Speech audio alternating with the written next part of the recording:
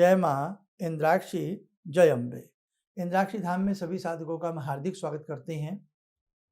5 वृक्ष ऐसे होते हैं, यदि आप अपने जीवन में इन्हें ज़रूर लगाइएगा। वृक्ष रोपण करना, वृक्ष बोना, वृक्ष लगाना, पौधे लगाना प्रकृति के लिए भी नितांत आवश्यक है और जीव जंतुओं के लिए भी नितांत आवश्यक है। उसी के साथ साथ 5 वृक्ष ऐसे होते हैं, यदि आप इन्हें लगाते हैं तो आपके जन्मांक में, कुंडली में कैसा भी पितृदोष क्यों ना हो, कैसे भी दोष क्यों ना हो, त्वरित दूर होते हैं। वो 5 वृक्ष कौन कौन से होते हैं और हमें इन्हें ज़रूर लगाना चाहिए, सारी जानकारी इस अंक में। आइए पहले आज का पंचांग। 11 मई सन 2026 दिन सोमवार, संवत 2083, ज्येष्ठ मास, कृष्ण पक्ष, तिथि नवमी, नक्षत्र शतभिषा, राहु काल 7:30 से 9, दिशा सूल पूर्व दिशा। देखो, वृक्ष जो होते हैं प्रकृति का गहना होते हैं। जैसे एक महिला गहनों को पहन करके सस्ती संवरती हैं और अच्छी लगती हैं, उसी प्रकार से प्रकृति, जब हरे भरे वृक्ष प्रकृति में होते हैं, ये धरा बहुत ही सुंदर लगती है कि मानो प्रकृति ने आभूषण पहन रखे हो। जिस समय बसंत आता है, बसंत ऋतु में किस प्रकार से नए कोमल पल्लव पत्ते, आम की मंजरियां किस प्रकार से निकलना प्रारंभ हो जाती हैं और कोयल की कूक से वादियां गूंज उठती हैं। और जब प्रातःकाल पक्षी उठते हैं, उनकी चहचहाहट से ऐसा लगता हो कि मानो स्वर्ण सूर्य उदय के साथ जीवन का उदय हो रहा है। इसलिए भोर काल में उठना, भोर काल में साधनाएं करना, ये नितांत आवश्यक होता है। तो 5 वृक्ष की हम आपसे बात कर रहे हैं, आप लोग नोट करें। 5 वृक्षों में जैसे कि पीपल, बरगद, नीम, बेल और आंवला, ये 5 वृक्ष पुनः दोहरा देते हैं। पीपल का पेड़ सभी जानते हैं, बरगद बैनियान ट्री सभी जानते हैं, उसके साथ साथ नीम का वृक्ष, नीम पर्यावरण के लिए और बहुत सारी चीज़ों के लिए आयुर्वेद की कसौटी के ऊपर कसा हुआ है। तो नीम का पेड़, बेल का वृक्ष और उसी के साथ साथ आंवला के वृक्ष, आप ये 5 वृक्ष अपने जीवन में ज़रूर लगाने का प्रयास करें। और यह न सोचें यहाँ लगाएं वहाँ लगाएं, जहाँ आपको प्रकृति की गोद में सही स्थल मिल जाए, हमें लगा देना चाहिए। और वैसे ख़ास तौर से आपके पास, यदि आप ऐसे ग्रामीण अंचल या ऐसी स्थान से हैं जहाँ आपके पास जगह अच्छी खासी है, तो वहाँ पर 5 ना सही, आप कम से कम आप इसका नीम का पेड़ लगाएं घर में, आपके घर का वातावरण अच्छा रहेगा। आप बेल का पेड़ लगा सकते हैं, इनमें से किसी भी पेड़ को लगा सकते हैं। पीपल और बरगद का जो पेड़ होता है, ये आप किसी तीर्थ क्षेत्र में, जलीय क्षेत्र में या किसी ऐसे स्थल पर लगाइएगा, क्योंकि बरगद का पेड़ हजारों हजारों वर्ष की इसकी आयु होती है। इनको जड़ योनि भी कहा जाता है। इसलिए ध्यान रखना, ये 5 वृक्ष जो भी साधक अपने जीवन में लगावे, जन्म जन्मांतर तक सुख पावे। आज हमारी आयु है कहाँ? आयु का तो पता ही नहीं, अगले पल का नहीं पता। अब सांस आ रही है, अगली सांस ना आए, है ना? तो अगर एक साधक ने वट वृक्ष लगाया, एक साधक ने वट वृक्ष लगाया, बरगद का पेड़ लगाया, तो अमूमन हम 60-70 साल या बहुत बड़ी 80 साल तक ही जी पाते हैं। और ये जो वृक्ष है ना, ये हजारों हजारों वर्ष धरती के ऊपर सीना ताने खड़े रहते हैं। तो न जाने कितने जन्मों तक आप जन्म लेते रहेंगे, लेकिन वो वृक्ष अमिट रहेंगे। इसलिए ध्यान रखना, वृक्ष लगाना बहुत ही आवश्यक है, प्रकृति के हिसाब से भी, वातावरण के हिसाब से भी, पर्यावरण के हिसाब से भी, और अपने जीवन के सुख दुख और ग्रहों के हिसाब से भी। कोई आपको लगता है शिव धाम है, बिल्व का वृक्ष लगाइए। बेल के ज़्यादातर जो वृक्ष लगाएं, भाई देखो, नीम है, नीम की निमोलियाँ काम आती हैं, बरगद की डोडियाँ काम आती हैं, बरगद की जड़ें काम आती हैं, बरगद का दूध काम आता है। इसीलिए हमारे सत्य सनातन धर्म में हम वृक्षों की भी पूजा करते हैं। अभी वट सावित्री व्रत आएगा, तो हम वट वृक्ष की हमारी माताएं बहनें पूजा करती हैं। पीपल की हम सब प्रतिदिन के हिसाब से ही पूजा करते हैं, है ना? तो कहने का, बिल वृक्ष के बेल के पत्ते भगवान शिव के सुरधार्य हैं। ऐसी आंवल वृक्ष की पूजा की जाती है, आंवल की एकादशी भी आती है। हम सत्य सनातन धर्म में सर्वे भवन्तु सुखिनः सर्वे सन्तु निरामया की भावना के साथ साथ हम सबका सम्मान करते हैं। चाहे उसमें प्रकृति हो, वृक्ष हो, जड़ हो, जीव हो, हम सबका सम्मान हमारे ऋषि मुनियों ने हमें सिखाया।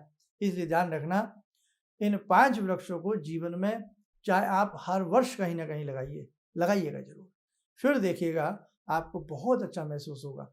आज पक्षियों के घरौंदे हमने छीन लिए हैं, वृक्ष कटते जा रहे हैं, कंक्रीट की इमारतें बनती जा रही हैं, जनसंख्या का सैलाब बढ़ता जा रहा है, पक्षियों के घरौंदे हमने छीन लिए हैं, पशुओं के जंगल हमने काट लिए हैं और एक पशु भी यदि शहर में आ जाता है हाहाकार हो जाती है। जंगल हमने छोड़े नहीं तो पशु कहाँ जाएं। आज कुत्ते, गाय, बैल यदि थोड़ी देर के लिए भी घर के बाहर खड़े हो जाते हैं, हम भगाने के लिए आतुर हो जाते हैं, वो कहाँ जाएं। कबूतर छत पे बैठ जाते हैं, उस पे भी ऐसे न जाने कहाँ से एस्ट्रोलॉजी ये इस प्रकार की फूड़ वाली आ गई है कि कबूतर को अपनी छत पे दाना मत डालो। वो कहाँ जाएं कबूतर। पेड़ हमने नहीं छोड़े, जगह हमने नहीं छोड़ी, जंगल हम काट गए, वृक्षों को हम खा गए, हमने छोड़ा ही कुछ नहीं है। और तो और इंसान वास्तव में बहुत गिर चुका है। पशुओं के ऊपर किस प्रकार से अत्याचार हो रहा है ये कहने की बात नहीं है। इसलिए ध्यान रखना, आपकी बालकनी में, आपके छत के ऊपर यदि पक्षी आते हैं ना, तो किसी उम्मीद से आते हैं, इसलिए उनकी उम्मीद को मत तोड़िए। आपके घर के बाहर कोई कुत्ता आपको आता है ना, वो किसी उम्मीद से आता है, उसे कोई गवर्नमेंट तनख्वाह नहीं देती है, उसे कोई मुआवजा नहीं मिलता है, उसके लिए कहीं राशन भंडारे नहीं लगते हैं। आदमियों के लिए तो गली गली में भंडारे लगे रहते हैं, लेकिन उनके लिए कोई भंडारा नहीं होता। इसलिए हमने पहले कहा था, कभी कभी अपने जीवन में कुत्तों के लिए भंडारा कीजिए, अच्छा उनकी दूध से सेवा कीजिए, बिस्किट से सेवा कीजिए, कभी कभी अपने जीवन में गौ माता के लिए भंडारा कीजिए, कभी अपने जीवन में पक्षियों के लिए भंडारा कीजिए, कभी अपने जीवन में चींटियों के लिए भंडारा कीजिए। समझे आप, इंसान को भगवान ने इंसान को 2 हाथ दिए, वो करके कमा करके खा सकता है, बुद्धि विवेक दिया है उसको, उनको पॉकेट दिए, बैंक दिए, सब कुछ दिया है, लेकिन पशुओं के पास कुछ नहीं। इसलिए ध्यान रखना, बहुत उम्मीद से कोई किसी के पास आता, इंसान हो सकता है आपके पास किसी लालच में आए, लेकिन पशु पक्षी को कोई लालच नहीं होता। आज पक्षियों की वो दुर्दशा है, 2 ही चीज़ों में उनका पूरा जीवन चला जाता। किन चीज़ों में? 2 ही चीज़ों में पशुओं का, पक्षियों का जीवन चला जाता। वो 2 चीज़ें कौन कौन सी हैं? वो 2 चीज़ें कौन कौन सी हैं मालूम है आपको? बता देते हैं। पहली चीज़ बेचारों का पेट भरने में, दूसरी चीज़ मानव से अपनी जान बचाने में। प्रैक्टिकली बात बता रहे हैं आपसे, प्रैक्टिकली बात बता रहे हैं आपसे। 2 ही चीज़ों में पशु जीवन भर लड़ता रहता है, अपनी जान बचाने के लिए और अपना पेट भरने के लिए, और हम इतने निकम्मे हो चुके हैं कि साहब पूछिएगा ना। इसलिए ध्यान रखना, बहुत उम्मीद से ये हमारे घर के आसपास आते हैं। और बेटा, जीवन में कूड़ा किसको अच्छा लगता है खाना? ये पन्नियाँ, ये गंदे मैल के ढेरे पर गौ माता अपना पेट भरती रहती हैं। किसे पन्नियाँ कूड़ा करकट खाना अच्छा लगता है? स्वादिष्ट भोजन सबको अच्छा लगता है, लेकिन भूखमरी एक बहुत खतरनाक चीज़ होती है। इसलिए ध्यान रखना, सड़ा गला भोजन कदापि मत दीजिएगा। बहुत लोग क्या करते हैं कि जो सड़ गया है, जो आपके फ्रीज में बिल्कुल खराब हो गया है, उस हिसाब छत पे रख देंगे साहब पक्षियों के लिए। अच्छा साहब, पक्षी कुछ कह नहीं सकते तो आप उन्हें सड़ा हुआ खिलाओगे? हम अपने बच्चों को खिलाते हैं, वो हम खुद खाते हैं, वो खाना नहीं खाते ना। इसलिए हमारा अधिकार नहीं बनता। अगर हम पक्षियों को कुछ नहीं खिला सकते, हम पशुओं को कुछ नहीं खिला सकते, तो सड़ा हुआ भोजन मत खिलाइए, उन बेचारों को बीमार मत कीजिए, उनको उनकी हालत पर छोड़ दीजिएगा। बात तो वृक्ष की हो रही है, और हमने, आपको मालूम नहीं है, आप एक वृक्ष लगाइए, हजारों परिंदों का वो घर बन जाता है। आप एक वृक्ष लगाइए, न जाने कितने पशुओं की वो छायागाह बन जाती है, न जाने कितने पथिक उस वृक्ष के नीचे बैठ करके आराम करते हैं। तो इसलिए ध्यान रखना, जीवन में ये 5 वृक्ष आप जरूर लगाना और जरूर लगवाना। आपके नवग्रह आपका कुछ नहीं बिगाड़ पाएंगे। आप मत डरा करें राहु से, केतु से, शनि से।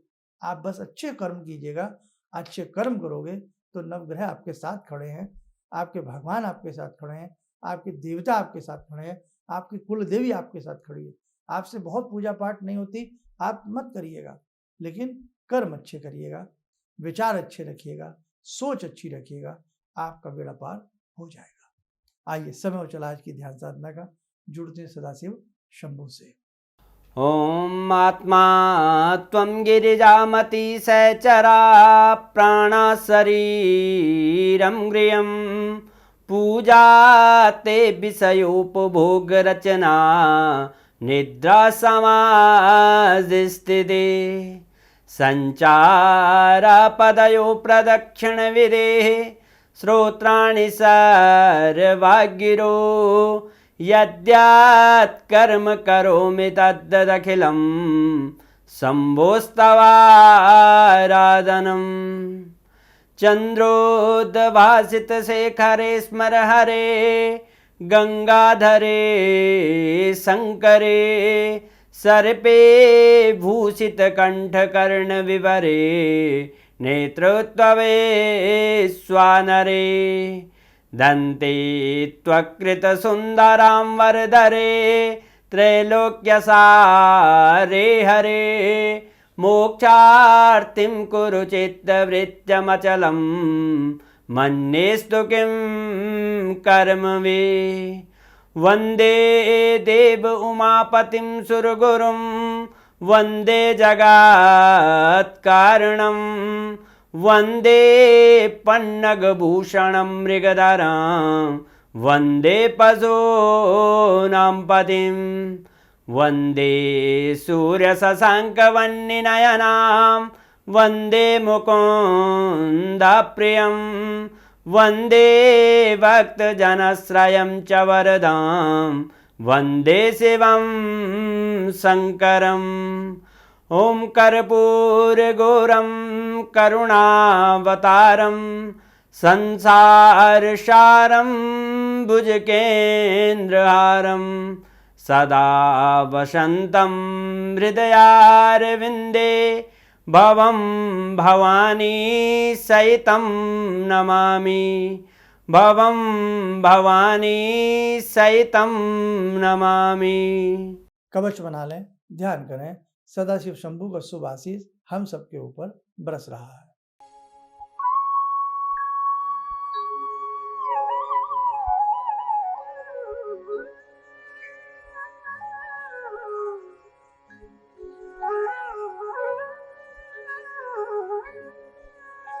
ओम बोलते हुए नेत्र खोलें, सामान्य हो जाए।